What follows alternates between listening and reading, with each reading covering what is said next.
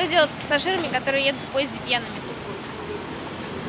Все высаживать.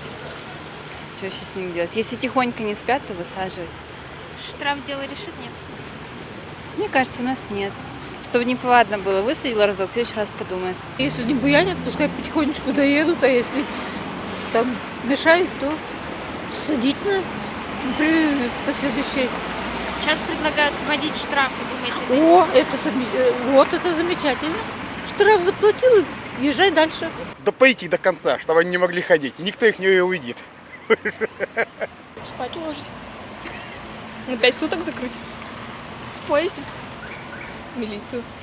Они же на поезде едут. И одна не в свой город. Надо спать положить или штраф какой-нибудь выписать. Ни в коем случае не поможет штраф. Это бесполезное занятие. Потому что на одной остановке одно, на другой другое. Так, кстати, штрафом не отделаться. Нужно по башке, наверное, давать, я не знаю. Штраф поможет? Какой штраф? Если человек дурак, то это надолго. Это вообще на совсем. Если человек дурак, то это на совсем. Я считаю, что их нужно снимать с рейса. Потому что я один раз попала на такой вот рейс, что со второй полки, простите, конечно, но обливал нижнюю полку полностью. И весь столик. Его садили, а убирать и ехать в таком вот, с ребенком причем. Очень приятно. Высаживать. Я сама до Воркуты ездила, и мне была такая тоже, как говорится, ужас. Это что творят? Маты, драки, вообще невозможно. Думаешь, как проводник хорошо-то подошел, там сказал, и что, они утихомирились на какое-то время. Потом снова то же самое, потише уже.